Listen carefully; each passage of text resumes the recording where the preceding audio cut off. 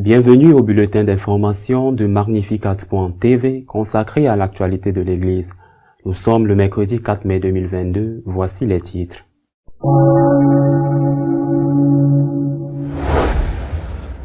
Le pape a donné aux supérieurs des congrégations religieuses le pouvoir d'expulser ceux qui commettent certains délits.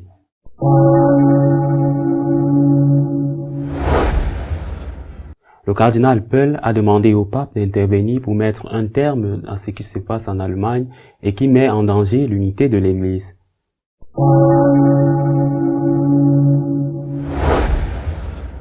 La diminution des catholiques en Amérique latine s'accélère, tandis que la présence des protestants augmente fortement et que le nombre des athées augmente également.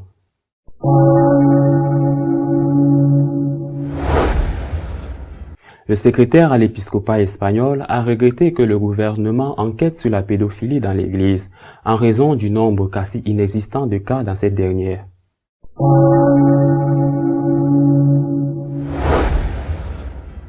Le journal économique nord-américain The Wall Street Journal a demandé au tribunal suprême, dans un éditorial, de déroger la loi qui fait de l'avortement un droit.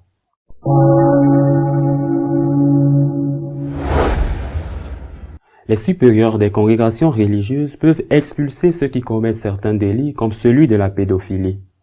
Le pape a signé un nouveau motu proprio qui modifie la procédure pour que les supérieurs des congrégations religieuses agissent en cas d'abus commis par l'un de leurs membres. Un religieux doit être révoqué d'un institut pour les délits mentionnés dans les canons 1395, 1397 et 1398, à moins que, dans le cas des délits mentionnés dans les canons 1395, paragraphes 2 et 3 et 1398, paragraphe 1, le supérieur majeur considère que la démission n'est pas tout à fait nécessaire et que l'on puisse pourvoir autrement, tant à la correction du religieux qu'à la réintégration de la justice ou à la réparation du scandale. Le canon 1395 fait référence à des délits commis par des ecclésiastiques contre le sixième commandement et indique que si le crime a provoqué un scandale et a été commis publiquement, il doit être puni de peine juste sans exclure l'expulsion de l'état clérical. En outre, il fait référence au clergé qui, par la violence, la menace ou l'abus de son autorité, commet un délit contre le sixième commandement ou oblige quelqu'un à accomplir ou à subir des actes sexuels. Le canon 1397 concerne les cas où les clercs commettent un homicide, enlève ou retient un être humain par la violence ou la fraude. La mutile ou le blesse gravement doit être puni selon la gravité du délit, ainsi que celui qui a procuré l'avortement. S'il se produit, est excommunié laïté sententia. Le canon 1398 traite du délit contre le sixième commandement, du décalogue avec un mineur ou une personne qui a habituellement un usage imparfait de la raison ou à laquelle le droit reconnaît une égale tutelle, ainsi que du cas où obtient, conserve, expose ou diffuse de quelque manière que ce soit et par quelque moyen que ce soit des images pornographiques de mineurs ou de personnes qui ont habituellement une utilisation imparfaite de la raison.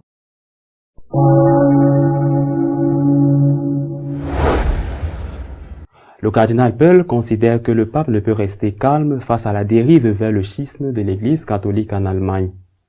Le cardinal Pell, dans une nouvelle interview, s'est élevé contre la dérive dissidente de l'Église en Allemagne et a dit que le pape devra parler contre la via synodale pro-homosexuelle et réaffirmer l'enseignement catholique. Sans doute, le Saint-Père devra parler de cette question pour clarifier et réitérer la tradition, a déclaré jeudi au docteur Gavin Ashenden, converti au catholicisme et ancien aumônier de la reine Elisabeth II, au podcast Mereli catholique du catholique et réal.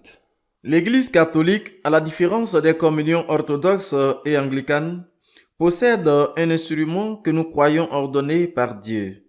Pierre, l'homme rocheux, a déclaré le cardinal Pell. Le rôle particulier de la papauté est de maintenir la pureté de la tradition apostolique et de maintenir l'unité de l'Église autour de cette tradition. Le cardinal australien a vivement condamné la via synodale allemande, un processus lancé au milieu de la crise des abus sexuels du clergé en Allemagne, qui cherche à réviser l'enseignement catholique, y compris l'ordination féminine et la morale sexuelle.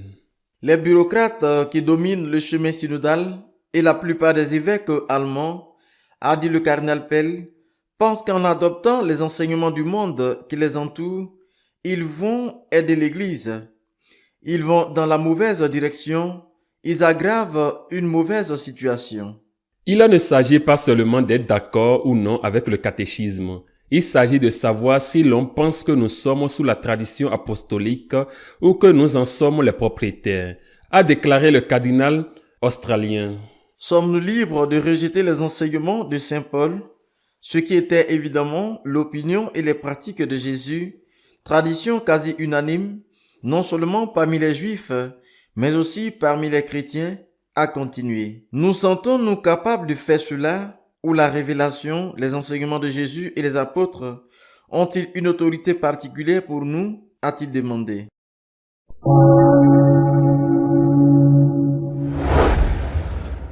Les catholiques sont de moins en moins nombreux en Amérique latine, alors que les protestants et les groupes de ceux qui se déclarent athées grandissent.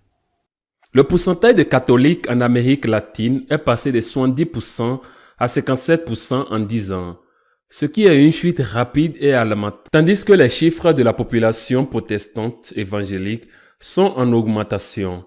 Le nombre d'athées a également augmenté, atteignant déjà près de 20%. Selon une étude publiée récemment, couvrant les années 2010 à 2020, les pertes les plus importantes ont été enregistrées au Guatemala et au Venezuela, avec des baisses de 14% et 13% respectivement. Au total, le pourcentage de catholiques est tombé de 70% en 2010 à 57% en 2020. En revanche, le nombre de protestants est passé de 3% en 2000 à 18% en 2010, passant à 22% en 2020. L'augmentation la plus notable a été enregistrée au Guatemala, où elle est passée au cours des mêmes années de 19% à 34% et à 41%.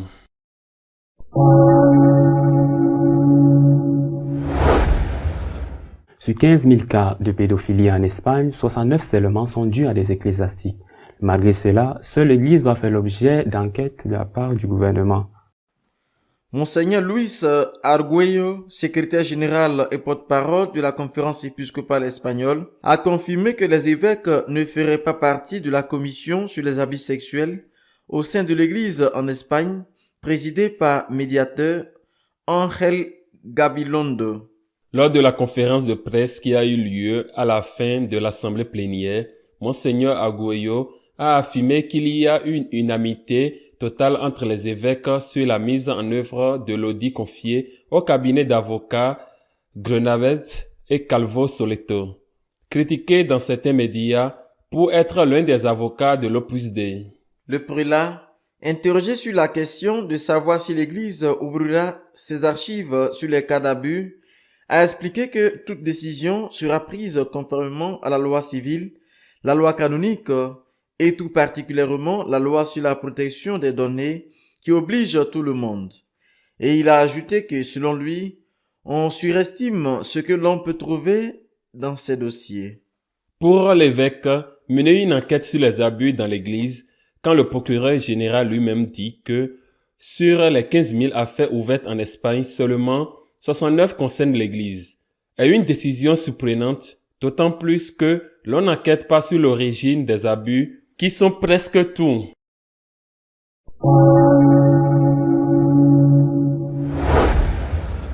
Le plus grand journal économique du monde a demandé à la Cour suprême des États-Unis d'annuler la décision qui faisait de l'avortement un droit. Le Wall Street Journal a publié un éditorial dans lequel il demande à la Cour suprême des États-Unis d'annuler la décision rendue dans l'affaire Roe et Wade qui faisait de l'avortement un droit et de permettre aux électeurs de protéger à nouveau la vie des bébés. Les rédacteurs en chef du journal ont déclaré que le tribunal avait une excellente occasion à travers l'affaire Dobbs Jackson Umansrelf de Mississippi, de corriger sa décision sur l'avortement de 1977 et de renvoyer la question controversée au peuple. Depuis 1973, Roe a forcé les États à légaliser l'avortement, même si le fœtus pouvait vivre en dehors de la mère, et a permis l'avortement jusqu'à la naissance. Cependant, en décembre, la Cour suprême a examiné une affaire du Mississippi qui défie directement Roe et le jugement ultérieur sur l'avortement Planned Parenthood contre Casey. Dans l'affaire Dobbs, les avocats de Mississippi ont demandé à la Haute Cour d'annuler Roe ou, à tout le moins, de permettre aux États de protéger les bébés à naître de l'avortement avant 15 semaines, comme le font la plupart des pays.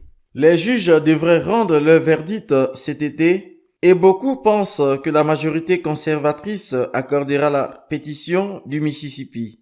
L'éditorial affirme qu'il est temps que le tribunal renvoie l'affaire au peuple. Depuis 1973, plus de 63 millions de bébés à naître et des centaines, voire des milliers de mères sont mortes suite à des avortements prétendument sûrs et légaux.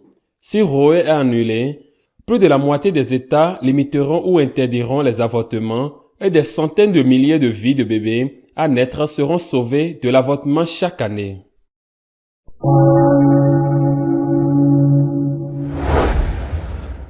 Notre éditorial de cette semaine est dédié à commenter la perte des valeurs occidentales dans ce que l'on considère comme l'Occident. La guerre continue en Ukraine. Les bombes continuent de tomber, détruisant des bâtiments et prenant des vies. Les Ukrainiens continuent de fuir leur pays. On dit qu'il y a déjà plus de 12 millions de personnes qui ont dû partir et qui sont des réfugiés. Mais pendant ce temps, des entreprises des pays qui fournissent des armes à l'Ukraine et même certains de ces pays négocient déjà avec la Russie pour pouvoir leur vendre leurs produits ou leur acheter du gaz. C'est comme si la terrible tragédie de la guerre cessait progressivement d'être une information et que l'Occident s'y habituait, partait du principe que la Russie va gagner parce qu'elle est plus forte et que l'Ukraine va perdre parce qu'elle est plus faible. Mais qu'est-ce que l'Occident? Je pense que c'est la grande question, la question fondamentale. Qu'est-ce que l'Occident? Nous pourrions clairement dire que l'Occident n'est pas un terme géographique, car dans ce cas, pour les États-Unis, les Occidentaux seraient les Chinois, par exemple. L'Occident est un concept culturel, spirituel, formé en Europe par l'union de trois grands courants intellectuels et religieux spirituels. La pensée grecque classique, Platon, Aristote, Socrate, les présocratiques, le droit romain, la lex, le droit romain, et aussi l'apport essentiel du judéo-christianisme. Ainsi, un pays occidental ou une personne occidentale est une personne qui assume ces trois concepts. Une personne qui assume que la vérité est importante, que la recherche de la vérité est essentielle pour l'être humain, la pensée grecque. Une personne qui assume que devant la loi nous sommes tous égaux, y compris les faibles. Une personne qui assume aussi que le commandement suprême pour être un être humain est celui de l'amour, y compris le pardon, dont la manifestation insurpassable a été donnée par notre Seigneur Jésus-Christ avec sa vie, avec ses enseignements et avec sa mort rédemptrice. L'Occident est-il occidental? Nous devons nous poser cette question. Sinon, nous risquons de ne pas comprendre ce qui se passe en Ukraine et ce qui s'y discute, entre autres. Voyons. La recherche de la vérité. On ne recherche plus la vérité. Dans de nombreux endroits, l'étude de la philosophie a cessé. On ne recherche plus la vérité. La liberté qui est exaltée par-dessus tout, surtout après les Lumières au XVIIe siècle. La liberté a été séparée de la vérité, alors que, selon une de ses sources occidentales, le christianisme, selon notre Seigneur, c'est la vérité qui nous rendra libres. Elle a été coupée de la pensée, et elle a été coupée de la pensée par l'introduction de ce cynisme qui s'est parfaitement reflété dans Pilate. Ce cynisme qui est le relativisme. Qu'est-ce que la vérité? Qu'est-ce que la vérité? Dans le débat entre notre Seigneur et Pilate, dans le prétoire, Jésus parle de la vérité et Pilate, un cynique, un Romain, pas un occidental, lui répond « Qu'est-ce que la vérité ?» et ordonne qu'il soit tué, sachant qu'il est innocent. L'Occident est-il occidental quand il a cessé de chercher la vérité? Quand il a remplacé la liberté, cette liberté dont les illuminés se vantaient tant, quand il a remplacé la liberté par le libertinage? L'Occident est-il occidental quand il a cessé d'appliquer la loi? Enfin, ce sont des lois qui sont votées dans les parlements. Elles sont appliquées, oui, mais la loi, au sens plein, au sens complet du terme, doit être appliquée à tous. L'Occident est-il occidental quand les enfants à naître ne voient pas leurs droits reconnus et qu'ils sont assassinés dans le ventre de leur mère et que certains d'entre eux sont découpés pour être vendus et pour faire du business avec leurs petits organes par le biais de transplantation? L'Occident est-il occidental? A-t-elle ces trois confluences? En l'occurrence, celle de la loi, quand tous ne sont pas égaux devant la loi, non seulement les enfants à naître, mais aussi les rejetés, ceux qui ne sont plus productifs. L'Occident est-il occidental quand la fraternité, c'est-à-dire ce que notre Seigneur Jésus nous a enseigné et qui, en germe, était déjà contenu dans l'Ancien Testament? L'Occident est-il occidental quand cette fraternité a disparu? Comme la vraie fraternité, parce que l'existence d'un Père commun n'est pas reconnue. Comment peut-il y avoir une fraternité s'il n'y a pas de Père commun? Comment pouvons-nous être frères si nous ne reconnaissons pas l'existence d'un Dieu qui est au-dessus de nous, qui nous a créés et qui nous aime? L'Occident est-il occidental quand cette fraternité, quand l'amour a été réduit au sexe et quand nous sommes capables d'accepter n'importe quoi du moment que l'on peut faire ce que l'on veut, même tuer un innocent ou changer le concept de base de la famille? Alors la question est de savoir si l'Occident n'est plus occidental. Et si ceux d'entre nous qui vivons dans cet ancien Occident, la merveilleuse union des trois grands courants de la pensée grecque, l'égalité de tous devant la loi apportée par les Romains et puis, surtout, la spiritualité judéo-chrétienne. L'Occident est-il occidental? Cependant, il faut dire qu'il y a des raisons d'espérance. Par exemple, cette semaine, le Wall Street Journal a publié un éditorial surprenant, car il affirmait que la Cour suprême des États-Unis, qui est en train de débattre si l'avortement est un droit ou non, c'est-à-dire si l'avortement est quelque chose qui doit être approuvé par tous les États des États-Unis, car c'est un droit, aussi au contraire, l'avortement ne l'est pas et que sa législation doit être laissée aux différents États. Eh bien, le Wall Street Journal a dit que la Cour suprême devait annuler la fameuse loi qui autorisait l'avortement aux États-Unis et laisser aux États le soin de légiférer sur cette question. Ce n'est pas un pas en avant décisif car il est clair que ce que j'aurais aimé, ce que beaucoup d'entre nous espèrent, c'est voir interdit l'avortement. Mais c'est un pas en avant dans la mesure où l'avortement ne sera plus reconnu comme un droit humain, et ceci est vraiment un principe fondamental pour sauver l'Occident. Pour que dans cet Occident anciennement chrétien, nous soyons tous égaux devant la loi. Il ne faut pas s'étonner si les bombes tombent. Nous ne devons pas être surpris que les poseurs de bombes se présentent comme des chrétiens bénis par leur patriarche.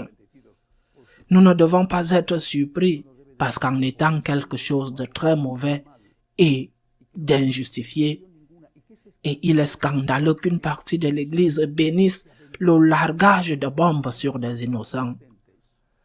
Mais il ne faut pas s'étonner qu'il le fasse alors que l'Occident commence à détourner le regard pendant que l'Ukraine est rasée et que l'Occident est miné par le relativisme, par l'idéologie du genre, par l'avortement et aussi par les persécutions subies par les églises.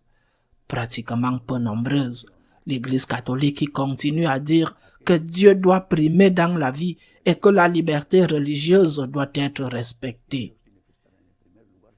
Nous devons essayer de sauver l'Occident parce que c'est notre maison commune et nous devons essayer de le faire avec notre prière et notre courage.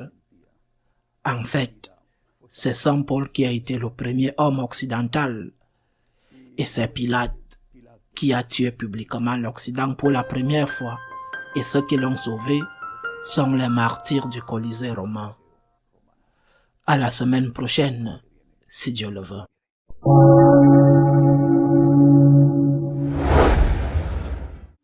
Si vous souhaitez être au courant de ce qui se passe dans l'Église, vous pouvez le faire sur notre page d'information Magnificat.tv. À la semaine prochaine, si Dieu le veut.